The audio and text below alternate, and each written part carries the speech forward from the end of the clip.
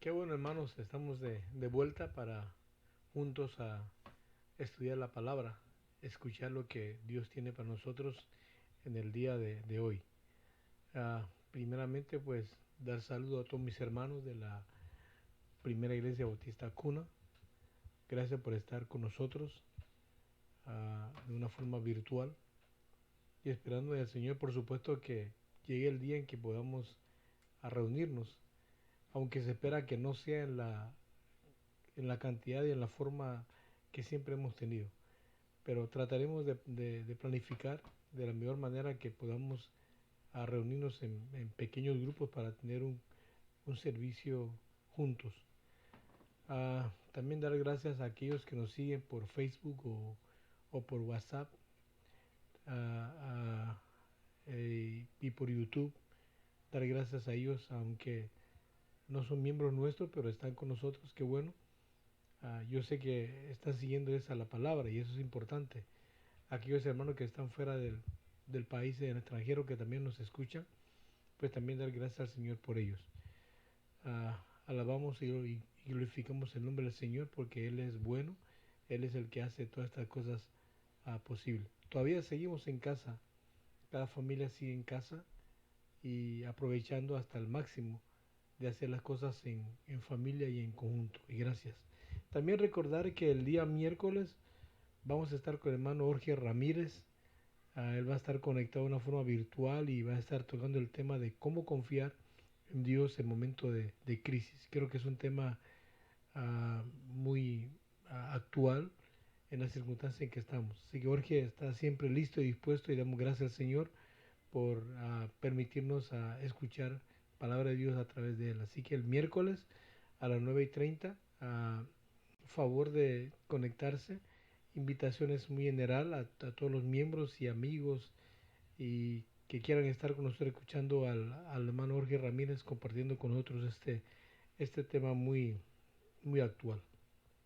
Así que damos gracias a Dios. Muy bien. Uh, Vamos a leer la palabra y queremos escucharlo en Juan capítulo 20, versículo 31. Juan 20, 31 dice la santa palabra: pero estas cosas se han escrito para que creáis que Jesús es el Cristo, el Hijo de Dios, y para que creyendo tengáis la vida en su nombre. En este versículo vamos a estar meditando y damos gloria a nuestro Señor por su preciosa palabra. Muy bien. Y también pensando que en esta semana, pues estando ante la palabra, nació en mi corazón algunas preguntas. Y me preguntaba, lo que tengo en las manos es palabra de Dios, pero ¿por qué? ¿Con qué propósito debo estudiar la Biblia? ¿Con qué propósito Dios envió la Biblia personalmente a mis manos? Es la pregunta que me hice. Y yo me pregunté, creo que muchos también han hecho esa pregunta. Pues entonces, estudiando la palabra, encontré la respuesta ahí mismo. La respuesta sería para conocer a Jesús, el Hijo de Dios. O sea, Dios envió su palabra escrita para que conozcamos quién es Jesús, el Hijo de Dios. Porque al final de cuentas el tema central de la palabra es Jesús, el Cristo, el Hijo de Dios viviente. Desde Génesis hasta Apocalipsis Él es el centro de la palabra escrita. Entonces vamos a orar y dar gracias a Dios. Luego vamos a dar tiempo a Yari para su dirección. Luego entonces volveremos para la meditación de la palabra. Oremos al Señor. Padre, gracias una vez más por este tiempo, rogando tu presencia en la persona del Santo Espíritu y suplicando que derrame pensamiento de los altos y que tu palabra sea, mi Señor, predicada de la manera que tú deseas, Padre Santo. Padre, gracias. En el bendito nombre de Cristo Jesús te suplicamos. Amén. Amén. Himno 409. Oh, qué amigo no es Cristo.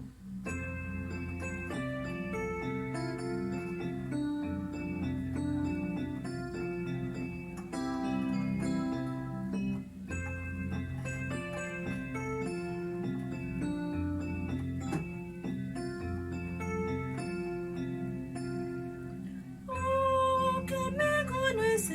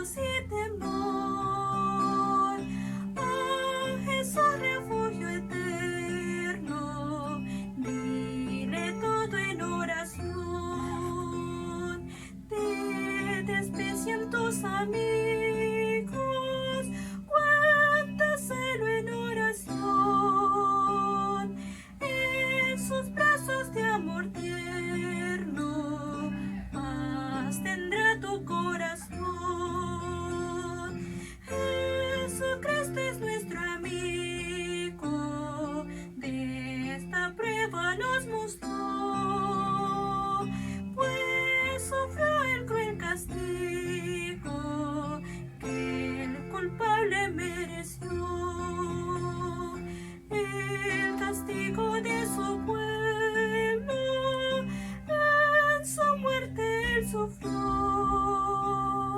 Cristo es un amigo eterno, solo en él confío yo.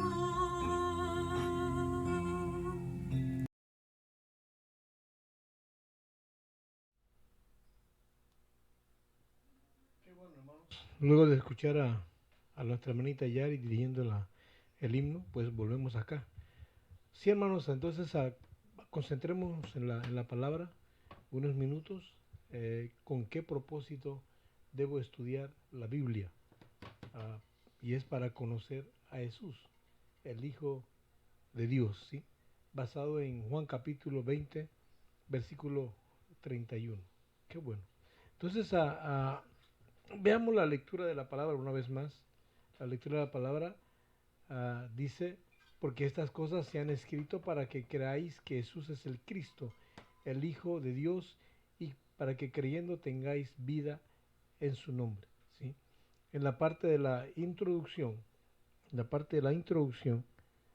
vemos lo siguiente. Desde que el hombre se separó de Dios en Génesis capítulo 3, se establece un gran abismo entre Dios y el hombre. Resultado de este abismo surge la muerte, surge el odio. O sea, se desencadena una lista de desgracias para el ser humano. Celos, contienda, pleitos, rencor, vanagloria, violaciones, un sinfín de depravaciones que es increíble y hoy día se ve. Todo esto es resultado de la ruptura de esta relación de Dios con el hombre. Y si fuera poco, el hombre pierde su identidad, pierde la identidad de ser hijo de Dios y se vuelve hijo del diablo. En esta condición, el hombre pareciera de alguna manera entender de lo que ha hecho. Adán parece entender que lo que ha hecho es una gran desgracia, no solamente para él, sino también para sus descendientes. Y de alguna manera empieza a buscar él su propio recurso de cómo volver a Dios. Pero la dirección está incorrecta. Y por lo tanto se vuelve idólatra, empieza a adorar, qué sé yo, establece su propia religión. En un sentido general, el hombre busca la ciencia para buscar a Dios, otros buscan la filosofía, otros hablan de la ética, otros hablan de la moral, otros hablan de materialismo, otros adoran animales, rocas, su propio ego, diciendo que es Dios mismo. Y el asunto es que están errados. La razón de buscar a Dios de una forma incorrecta es porque desconocen la verdadera dirección de cómo llegar al Padre Celestial. Y la única forma y el único camino correcto es Jesucristo. Así lo establece la palabra. Y en Génesis capítulo 3, versículo 15 se establece así. ¿Sí? A través de una mujer va a venir esta promesa, esta Mesías, y pisará la cabeza del enemigo. Cuando yo leo Juan capítulo 20, versículo 31, pareciera que me lo resume de esta manera. El propósito de la Biblia es que creyendo puedas tener vida en su nombre, que es Cristo Jesús. Me parece que ese es el resumen de todo lo que quisiéramos decir. Ahora bien, el hombre por su naturaleza busca, trata.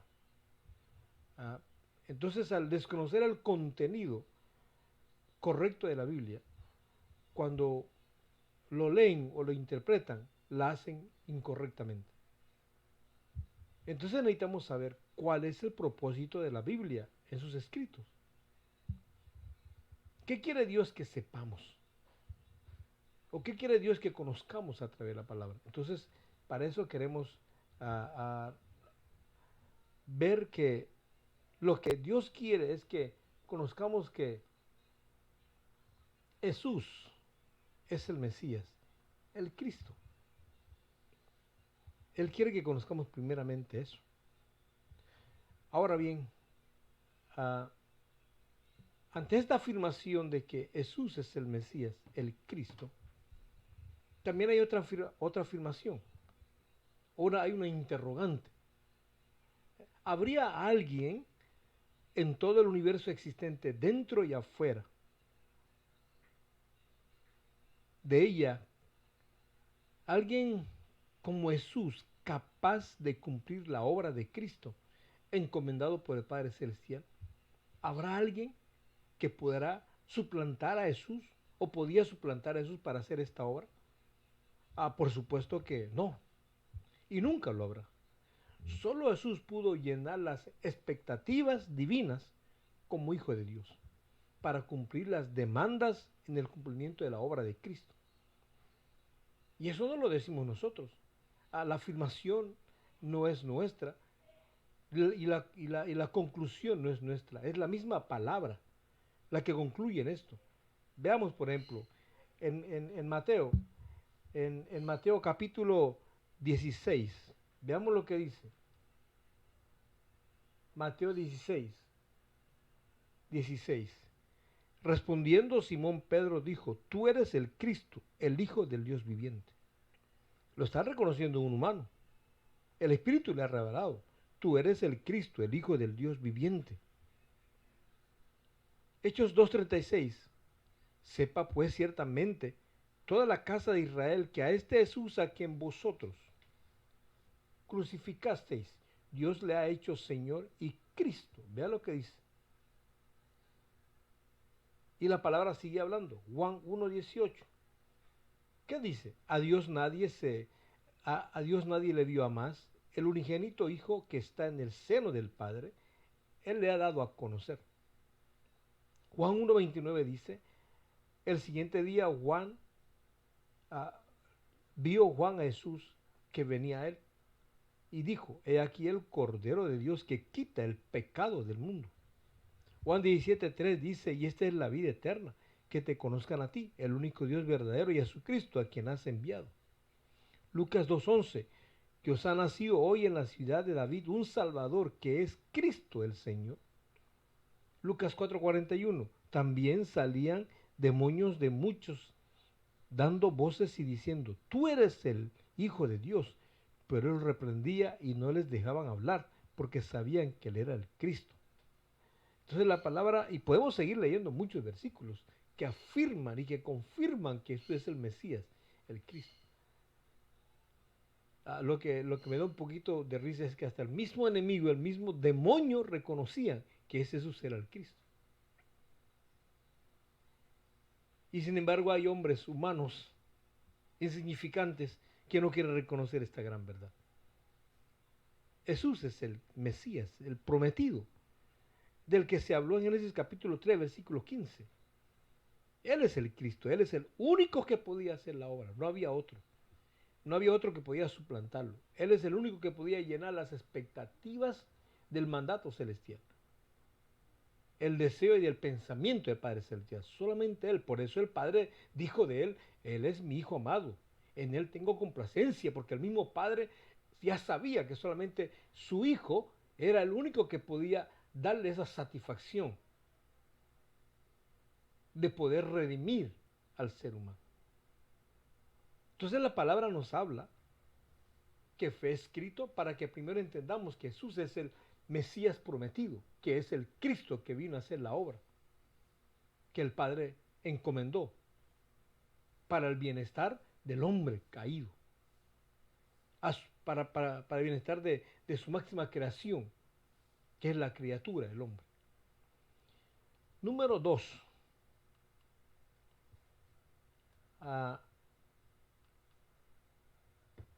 Que Jesús es el Hijo de Dios, el Cristo. Que Jesús es el Hijo de Dios, el Cristo. Ahora, Jesús siendo el Hijo de Dios, vino a este mundo para hacer la obra de Cristo, para hacer la obra de redención del hombre. Ahora, ¿cómo sabemos esto? Pues en su misma conducta Jesús evidenció eso. Desde el principio. Desde el principio de su vida, Jesús evidenció esta realidad. De que Él era el Hijo de Dios. Él no escondió esto, Él lo manifestó una y otra vez. Vea lo que dice la palabra. Dice Gálatas 4, versículo 4 al 5. Pero cuando vino el cumplimiento del tiempo, Dios envió a su Hijo, nacido de mujer y nacido bajo la ley, para que redimiese a los que estaban bajo la ley, a fin de que recibiésemos la adopción de hijos. Mira lo que está diciendo. Entonces es muy claro que nuestra salvación solo se produce a través de la obra sobrenatural de Dios en la persona de su Hijo Jesucristo. No había otra manera. Dios así lo planeó.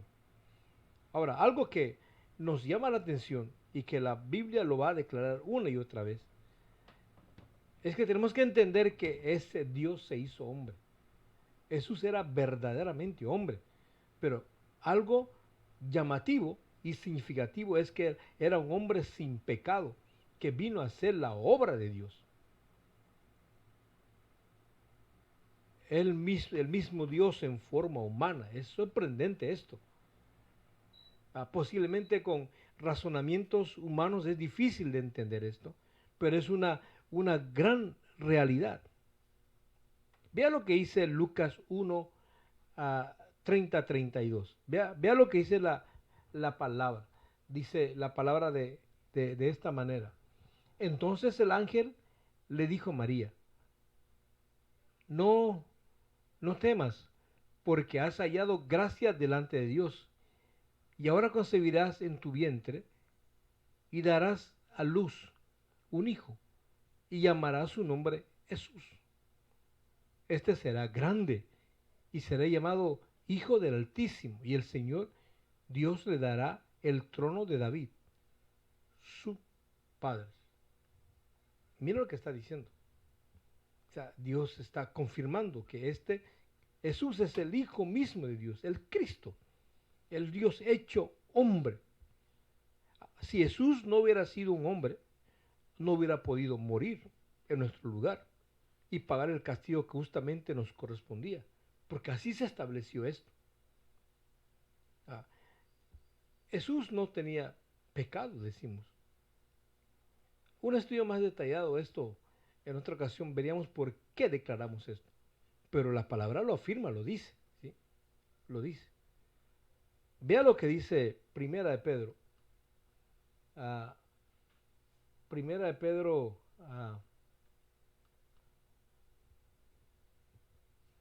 3:8. Perdón, me adelanté. Primera de Pedro 3:8.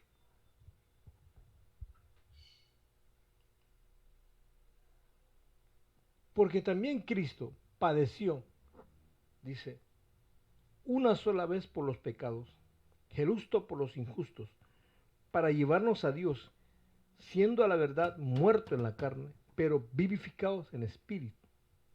Repito, porque también Cristo padeció solo una vez por los pecados, el justo por los injustos, para llevarnos a Dios, siendo a la verdad muerto en la carne, pero vivificados en espíritu. El único que podía hacer eso. Él tenía que ser un hombre. No podía ser un ángel. No. ¿Por qué? Porque Dios estaba preocupado por la salvación de los hombres, no de los ángeles. Yo siento que, y hasta podemos decir que si Dios estuviera preocupado por la salvación de los ángeles, hubiera mandado un ángel. Pero en esta ocasión no, es un hombre, por lo que Dios mandó a Jesús en forma de hombre. Vea lo que dice la palabra. Vea lo que dice la palabra. En Hebreos 2, 16, 17. Dice de esta manera, porque ciertamente no socorrió a los ángeles, sino que socorrió a la descendencia de Abraham. Mira lo que dice, ¿sí? 17 sigue diciendo, por lo cual debía ser en todo semejante a sus hermanos, para venir a ser misericordioso y el fiel sumamente sacerdote, en lo que a Dios se refiere, para expiar los pecados del pueblo. La palabra lo está diciendo, porque ciertamente no socorrió a los ángeles, sino que socorrió a los descendientes de Abraham. Dice entonces, por lo cual debía ser en todo semejante a sus hermanos. Por eso vino Jesús, el Hijo de Dios, para hacer la obra de Cristo. Número 3. Jesús vino al mundo para darnos la vida y salvación. Ahora bien, el mensaje es claro y sencillo. Si la iglesia de hoy, cosa que está pasando, no confiesa al mundo que Jesucristo, el Hijo de Dios, vino al mundo para darnos vida y salvación, se está metiendo en problemas. Y está haciendo que el Evangelio se vaya desapareciendo. Y se están distrayendo en otras cosas. ¿Cómo qué? Como la ética. Piensa que ser ético le va a salvar. En las leyes morales. Están creyendo en la filosofía, una forma de vivir. Están creyendo en la ciencia o materialismo. Y al apartarse del Evangelio están ignorando que estas cosas no pueden resolver el estado espiritual del hombre. Nunca lo podrán resolver. Por eso es que Dios envió a su Hijo, el Cristo, que es la luz del hombre. Es la luz del hombre. Porque en Él estaba la vida, y la vida era la luz de los hombres. Entonces por eso tenemos que presentar este Evangelio con urgencia. La luz no está en la ética, la moral, la filosofía o la ciencia o el materialismo. No, está en Cristo, la luz verdadera. La vida que desconoce este maravilloso hecho espiritual. Muchas veces llegan a afirmar que la Biblia no es científicamente correcta. Es lamentable a veces escuchar esto. Ahora, no solamente los incrédulos tienen ese problema. No solamente los incrédulos están en una condición de esta incertidumbre, también hay iglesias que no han entendido a cabalidad la razón de la venida de Jesús al mundo y llegan a tener una apreciación errada del mensaje bíblico y terminan enfocándose en otras cosas. A lo mejor solamente se enfocan en programas vacías y sin vidas. Piensan que así es como se van a estar bien visto ante Dios. El asunto es centrarse en el Evangelio, del por qué Cristo vino y por qué yo soy salvo. Y por qué yo vivo en esta tierra, con qué misión. Ahora, yo no creo que yo estoy menospreciando lo que es la ética, moral y filosofía, o la ciencia o el materialismo. El problema de estas cosas es que no pueden solucionar el problema espiritual del hombre. ¿Sí? Pero ahora bien, es válido. La ética es válida, la moral también. Pero no podemos pensar que puede reemplazar el Evangelio. ¿Por qué? ¿Por qué digo esto? Porque la Biblia también habla de la filosofía. Por ejemplo, cuando usted va al libro de Proverbios y Cantares, allá hay filosofía de la vida, cómo usted puede vivir en esta tierra. Pero las conclusiones filosóficas de la vida no es el enfoque central de la palabra. El enfoque central de la palabra es Cristo, el Evangelio. Por eso es que cuando vamos a la palabra, usted debe entender que usted va a la palabra y va a encontrar un movimiento de vida y que a través de ella tenemos que llevar a los hombres a la salvación por Cristo. Vea lo que dice la palabra. Yo he venido para que tengan, ¿sí?, vida y para que la tengan en abundancia. Entonces hay que presentar a Cristo, el Evangelio, en todo momento. Y esta es la vida eterna, que te conozcan a ti, el único Dios verdadero, y a Jesucristo a quien has enviado. Entonces, esto es lo que queremos ver. Y eso es lo que estamos viendo, ¿sí? Por eso vino Jesús, el Hijo del Dios viviente. Vayamos a la conclusión. Vayamos a la conclusión.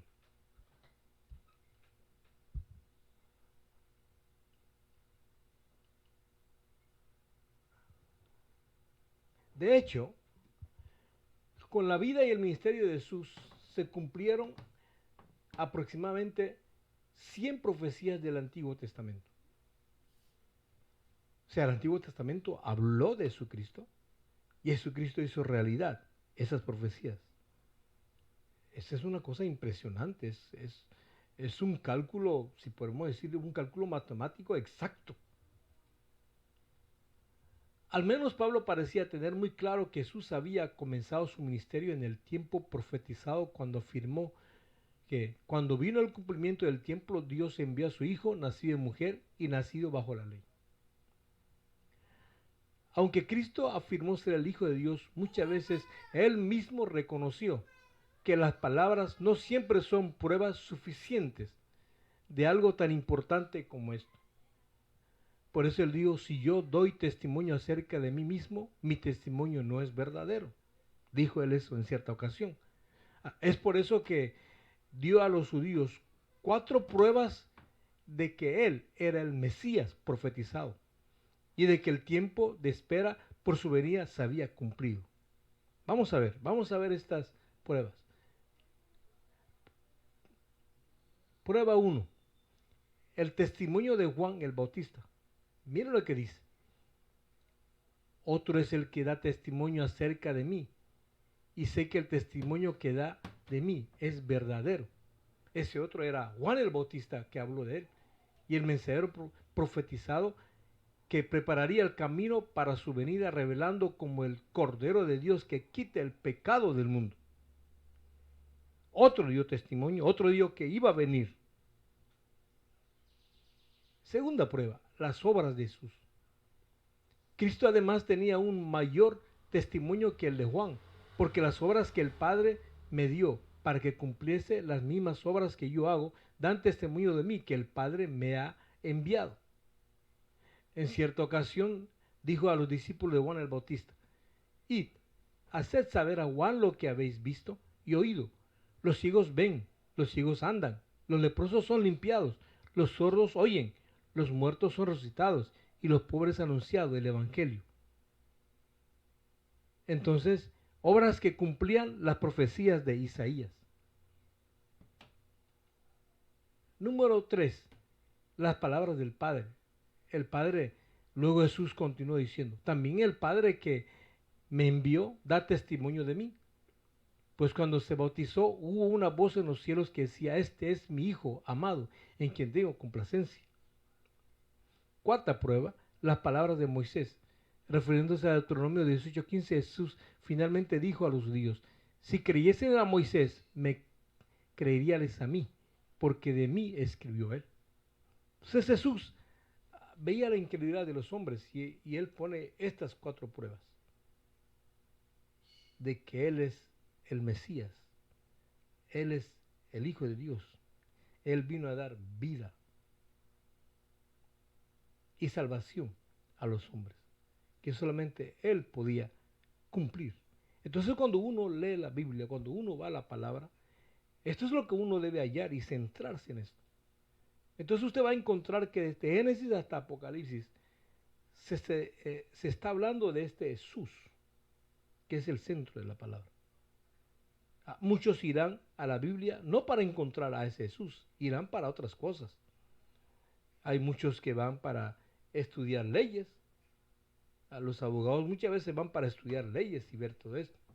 Pero el creyente, el que de verdad anda buscando la vida eterna, va a encontrar a ese Jesús, que es proveedor de la vida eterna y de la salvación. Entonces, ¿por qué?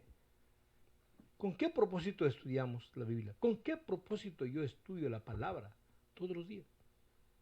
Es para conocer a ese Jesús, que es el centro de la palabra.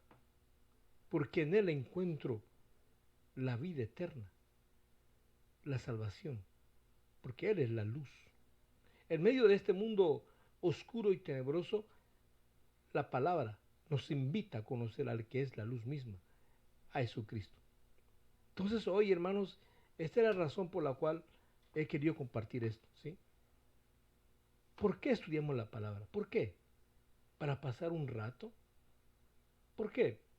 ¿Para crear un grupo de lectores? Porque yo conozco gente que se une nada más para leer, pero en realidad se están buscando a Cristo, Jesús. Yo conozco buenos expositores que hablan de la Biblia, son motivadores y utilizan la Biblia, pero no resaltan la persona de Jesucristo, no proyectan la persona de Jesucristo. Así hay grandes motivadores internacionales que utilizan pasajes de la Biblia, pero a Cristo Jesús no se le resalta que es el personaje principal. Cuando vayamos a la palabra, hermanos, vean a ese Jesús que está. Él es el Mesías, el Cristo. Él es el Hijo de Dios. Él es la salvación, la vida para el creyente. Oremos al Señor. Padre Celestial, gracias una vez más en esta linda y preciosa hora. Gracias por tu palabra, por centrarnos en ti, Señor. Tú eres nuestra mayor atracción, nuestro mayor deseo, Señor. Padre, gracias por la palabra. Gracias por permitirnos ver a este Jesús, Señor, a ese Cristo, la promesa viviente, Señor, en ella. Y el por qué vino, Señor, a la tierra. Padre, gracias. Gracias por tu muerte vicaria en la cruz, Señor. Porque sin esta acción no hubiera sido posible que hoy te conociéramos. Padre, gracias. Danos la gracia de poder compartir a otros esta realidad, mi Señor.